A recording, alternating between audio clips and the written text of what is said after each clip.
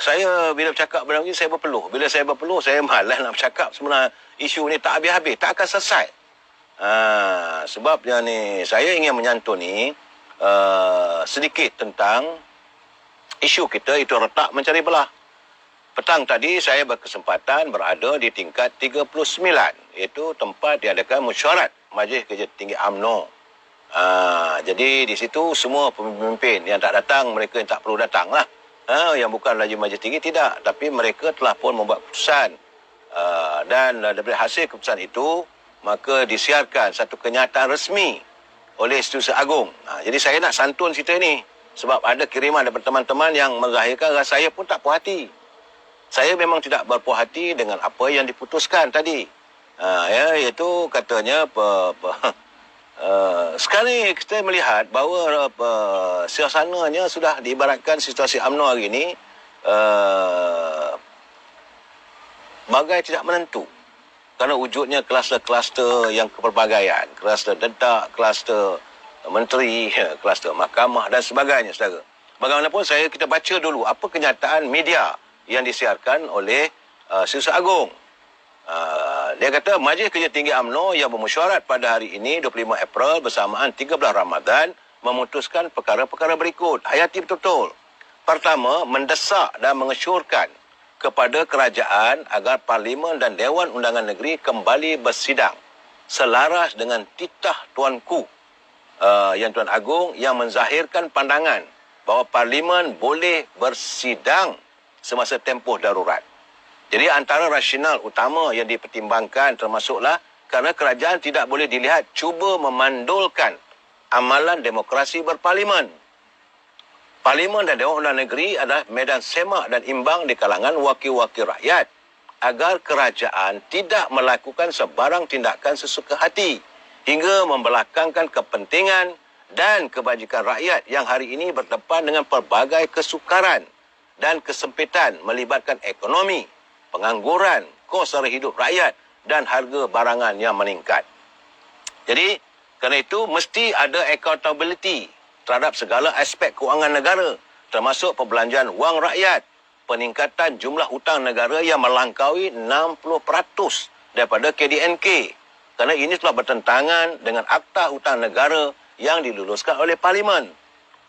Begitu juga penggunaan buat kali pertama dalam sejarah kumpulan wang amanah negara sebagaimana yang saya nyatakan tadi, yang merupakan benteng terakhir negara untuk menghadapi keadaan sekiranya benteng terakhir negara untuk menghadapi keadaan sekiranya sumber asli negara kehabisan. Ini keadaannya amat bahaya. Sebab itu kita tuntut, Majlis Tinggi juga menuntut supaya Parlimen segera bersidang. Keyakinan dan kepercayaan pelabur terutama dari luar akan terus terhakis sekiranya amalan demokrasi berparlimen ini digantung sehingga tiada lagi aspek good governance dari segi semak dan imbang dalam kerajaan.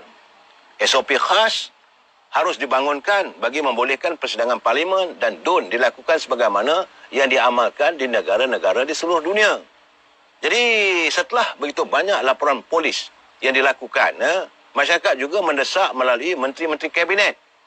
Khususnya jadi UMNO untuk kerajaan segera menubuhkan Suruhanjaya Siasatan Diraja bagi menyiasat segala pendedahan kandungan yang terdapat dalam buku bekas mantan pegawai negara Tommy Thomas bertajuk My Story, Justice in the Wilderness.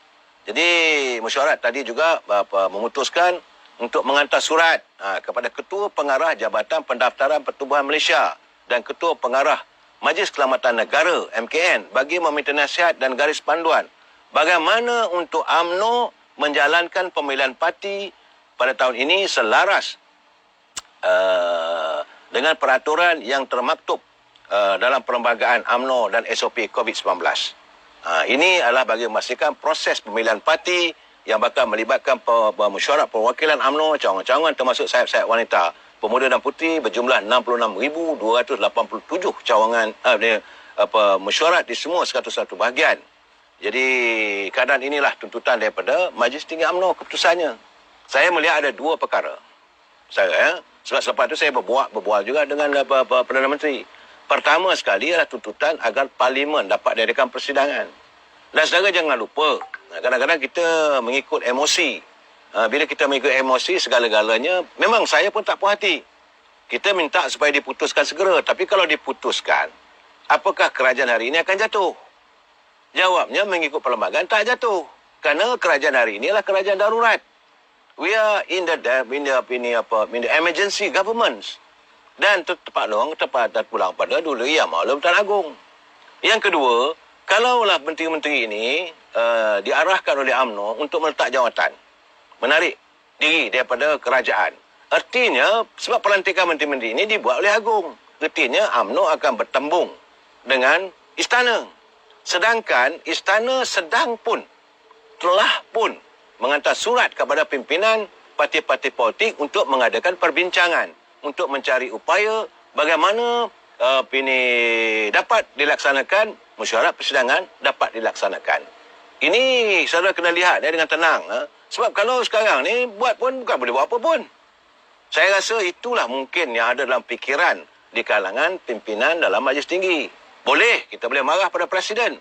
Saya pun menyatakan pada beliau, kata-kata semalam warga UMNO khususnya memberi thumbs up pada you, Datuk Seri. Kerana you bertindak terhadap mereka-mereka yang menjadi musang berbulu ayam dalam parti. Mereka yang meletakkan kepentingan peribadi mereka mengatasi kepentingan parti. Saudara telah pun menukarkan jawatan pengurusi perhubungan UMNO Negeri Perlis daripada Datuk Seri Syahidan Kasim kepada Yang Amat Berhormat Menteri Besar Datuk Man. Semua warga seronok dan semua itu merasakan, saya sendiri juga merasakan ini perlu untuk mesyuarat hari ini Majlis Tinggi. Apakah kita akan menarik sokongan? Jadi bila Presiden mengatakan, okey, ke mana kita nak pergi kalau kita tarik sokongan? Where are we going? Sebab kerajaan tetap exit. Sebab kerajaan hari ini adalah kerajaan emergency, kerajaan darurat. Sebab itu UMNO menuntut supaya Parlimen bersidang. Dan ini tidak mahu menyanggah kenyataan istana. Istana telah pun memberi kesempatan untuk bertemu. Duli Yang Maha Pertuan Agong telah pun bersedia untuk bertemu dengan pimpinan daripada parti-parti politik untuk memikirkan dan menyelesaikan permasalahan ini. Cuma saya sempat jugalah menyindir. Saya kata, Perdana Menteri kita ni terkenal dengan Perdana Menteri Perutusan. Jangan pula, you pula jadi Presiden tuntutan. Tuntut-tuntut kalau dia tak nak ikut, macam mana? Ini persoalannya. Sambil ketawa dia kata, kita nak buka puasa ni lah. Kata, okey. Tapi saya kata, rakyat akan berlapang dada. Tapi masalah sekarang ni, rakyat dah tak sabar. Datuk Seri Presiden kena ingat. Kerana ugutan, hamburan, dedak dah berterabur. Presiden sendiri diugut. Yang bakal dijatuhkan. Andainya meneruskan kehendak akar umbi. Bila dedak dah ditabur, bahagian-bahagian nak mengusulkan supaya Presiden segera berundur dan sebagainya. Sebab mereka yang berada di kalangan kluster menteri diburu ketakutan. Kalau kerajaan tumbang, mereka tidak jadi menteri. Tapi bila beliau menyatakan, dalam keadaan sekarang ni, realitinya kerajaan emergency. Saya kata, logika juga. Itu saya cakap berdepan dengan beliau. Tapi dalam bagaimanapun, saya tetap menzahirkan rasa tidak puas hati. Saya rasa warga UMNO juga tentu tidak puas hati. Kerana sampai bila? Sampai bila nak tunggu sampai darurat selesai? Gomoh sampai tak ada beza sampah macam... Saya tak mau menyentuh soal-soal lain, ya, saudara. Tapi permasalahan yang timbul sekarang ni teruk, tenat, saudara. Sebab itu, saya ingin menyantuni catatan supaya kita hayati betul-betul. Dan ini saya tujukan pada Presiden khususnya.